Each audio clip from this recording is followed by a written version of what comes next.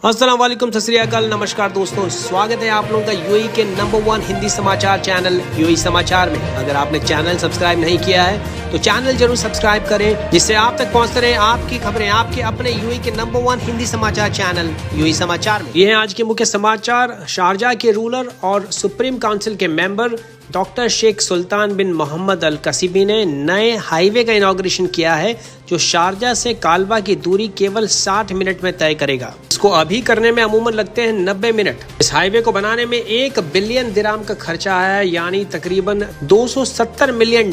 Highway की कुल लंबाई है 26 किलोमीटर, जो कि शुरू होती है वादी अल हिलो से फ्लैग स्क्वायर कालबा तक। इस हाईवे के 2 हिस्से हैं। वादी अल हिलू रोड, जो कि 12.5 किलोमीटर लंबी है, डबल लेन के साथ। उसकी चौड़ाई है 26 मीटर की। इसके अलावा इसमें 10 क्रॉसिंग्स के साथ साथ 3 इंटरसेक्शंस भी हैं। और वाडी मरीक रोड, जो कि 8.5 किलोमीटर लंबी है, जिसमें 450 मीटर लंबी टनल यानी कि सुरंग के साथ साथ 5 क्रॉसिंग्स और 1 इंटरसेक्शन मौजूद है। दुबई में एक शॉप का इनॉग्रेशन के दिन ही बंद करने का नोटिस दे दिया गया।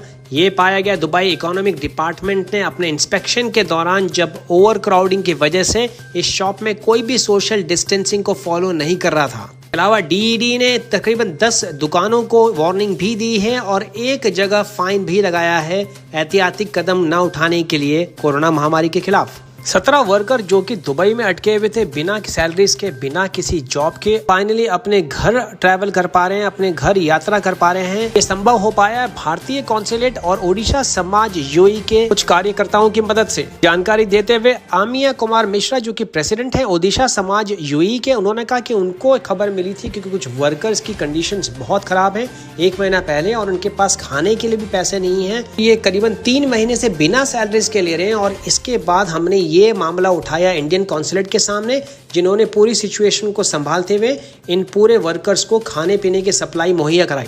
तब नियंत्रण से बाहर हो गई जब इन वर्कर्स को अपनी जगह खाली करने के लिए कहा गया कि ये बिल्कुल भी रेंट यानी कि किराया नहीं भर पा रहे थे। ठीक है, चलते इनके मकान मालिक ने न केवल इनकी लाइटें बंद कर दी, बल्कि इनको जगह खाली करने के लिए भी कहा कि पिछले 1 महीने से ये बिना किराए के यहाँ पे रह रहे थे। बाद ये सारे वर्कर्स ने एक दिन काटा पेड़ के नीचे अपने पूरे सामान के साथ। तब तक ओडिशा समाज के टीम मेंबर्स और इंडियन कॉन्सुलेट ने इनको रेस्क्यू नहीं किया, यानी इनके हेल्प नहीं करी और इनके लिए दूसरा एकोमोडेशन सुनिश्चित नहीं किया, क्योंकि इनके पास में किसी भी किस्म के किचन या खाना बनाने का बंदोबस्त नहीं था। इंडियन कॉन्सुलेट ने इनको 3 वक्त का खाना मुहैया कराया, इनके लिए आउट पास का बंदोबस्त किया और फ्लाइट टिकट्स भी मुहैया कराई, क्योंकि इनके कंपनी का मालिक खुद भी गायब है, खुद भी एब्सकंडिंग, और बताया जाता है कि वो भारत में है और उसने पासपोर्ट देने से मना कर दिया और मांगे हर पासपोर्ट की एवज में 3000 दिरहम। लेकिन अब सबको इस बात की खुशी है कि वो भारत लौट सकते हैं, भारत लौट रहे हैं अपने परिवारों के साथ। फिर लोगों ने अपने परिवारों को ये भी नहीं बताया था कि वो किस स्थिति से गुजर रहे हैं यूएई में इस पूरे मुश्किल दौर में। अगर आप यूएई से भारत लौटना चाहते हैं तो आपके लिए अच्छी खबर है, काफी सारे एयरलाइंस ने अपने टिकटों के किराए 1000 दिरहम के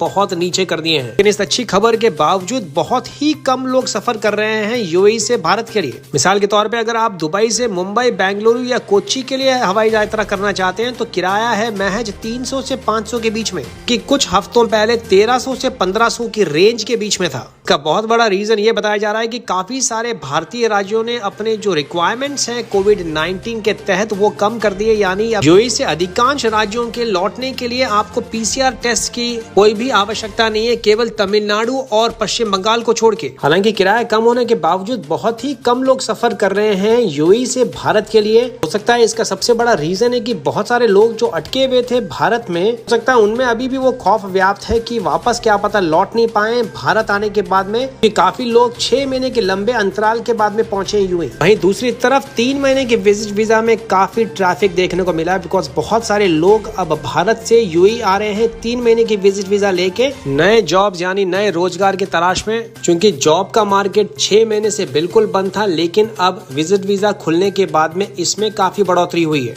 केवल ये ट्रैफिक दुबई ही देखने को नहीं मिल रहा है, इसके अलावा रास अल खेमा, शारजाह, दूसरे अमीरात ने भी काफी एंकरेजमेंट स्टेप्स उठाए हैं इससे कि एयर ट्रैफिक में बढ़ोतरी हो। तो मैंने बताया कि रास अल खेमा ऑलरेडी अनाउंस कर चुका है कि अक्टूबर 15 तारीख से कोई भी परमिशन की आवश्यकता नहीं होगी रास अल खेमा इंटरनेशनल एयरपोर्ट पे लैंड करने के लिए।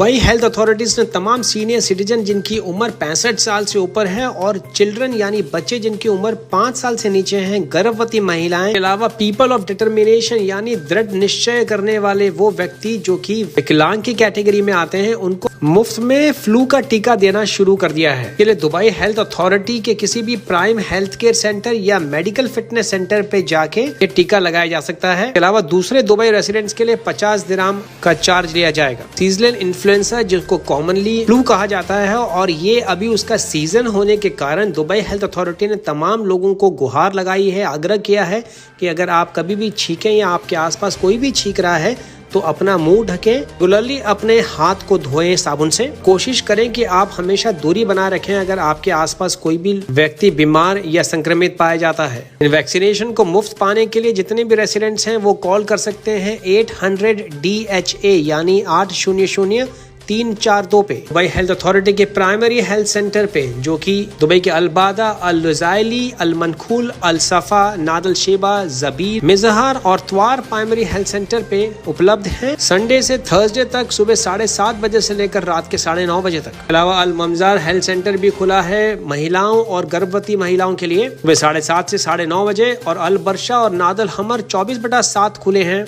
24 आवर्स खुले हैं पूरे हफ्ते सारे वैक्सीनेशन या टीका देने के लिए सुबह 7:30 से लेकर 9:30 बजे के बीच में। दुबई की इंडियन हाई स्कूल की एक छात्रा का नाम है अबरना साई, उन्होंने कॉल किया दुबई पुलिस के ट्रांसपोर्ट और रेस्क्यू डिपार्टमेंट को उनको एक बहुत ही सिंपल तोहफा देने के लिए, जो कि था गुलाब के फूल के रूप में। असल वो अपना धन्यवाद ज्ञापित करना चाहती थी पूरी दुबई पुलिस की टीम को इस कोविड-19 के महामारी के दौरान जिस तरीके से पूरी दुबई पुलिस की टीम ने अपनी मुस्तैदी दिखाई है और पूरे समाज की जिस तरीके से सेवा की है, तो इसे छोटे से तोहफे के रूप में अपना धन्यवाद उन तक पहुंचाना चाहती थी। इसका बखूबी जवाब दिया दुबई पुलिस के जनरल कमान ने। उनको आमंत्रित किया गया दुबई पुलिस के ट्रांसपोर्ट और रेस्क्यू डिपार्टमेंट पे। इसकी जानकारी देते हुए ब्रिगेडियर डॉक्टर मोहम्मद नासिर अल रजूकी जो कि डायरेक्टर है ट्रांसपोर्ट और रेस्क्यू डिपार्टमेंट के, उन्होंने कहा ये सुनिश्चित करता है कि किस तरीके से कम्युनिटी और दुबई पुलिस के बीच में एक अटूट रिश्ता है जो कि कायम किया गया है अलग अलग सोशल मीडिया चैनल्स के द्वारा। किस तरीके से पूरा समाज, पूरी कम्युनिटी और दुबई पुलिस एक टीम के बतौर काम कर रही है इस पूरी कोरोना महामारी के खिलाफ इस मुहिम में और दुबई को दुनिया की सबसे बेहतर और सबसे सेफेस्ट सिटी बनाने के लिए।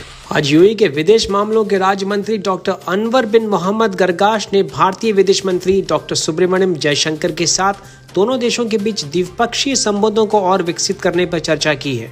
आज दुबई में आयोजित बैठक के दौरान डॉक्टर गरगाश ने दोनों देशों और यूएई नेतृत्व के बीच विभिन्न क्षेत्रों में संबंधों को बढ़ावा देने के लिए रणनीतिक और विशिष्ट मित्रता पर जोर दिया। डॉक्टर गरगाश और जयशंकर ने कई अंतर्राष्ट्रीय घटनाक्रमों व रणनीतिक मुद्दों पर विचारों का आदान प्रदान भी किया। इस दौरान डॉक्टर सुब्रमण्यम जयशंकर ने अपनी हाल ही में लिखी किताब द इंडियन वे की प्रति भी डॉक्टर अनवर बिन मोहम्मद गरगाश को भेंट की। तो ये थे अब तक के मुख्य समाचार। अगर आपने चैनल सब्सक्राइब नहीं किया है दोस्तों तो प्लीज चैनल सब्सक्राइब करें, घंटी जरूर बजाएं जिससे आप तक पहुंचे यूएई के तमाम बड़े समाचार सबसे तेज और सबसे पहले। यदि आपको किसी भी किस्म की वीजा की आवश्यकता है, चाहे वो 1 महीने की हो या 3 महीने की, तो आप डिस्क्रिप्शन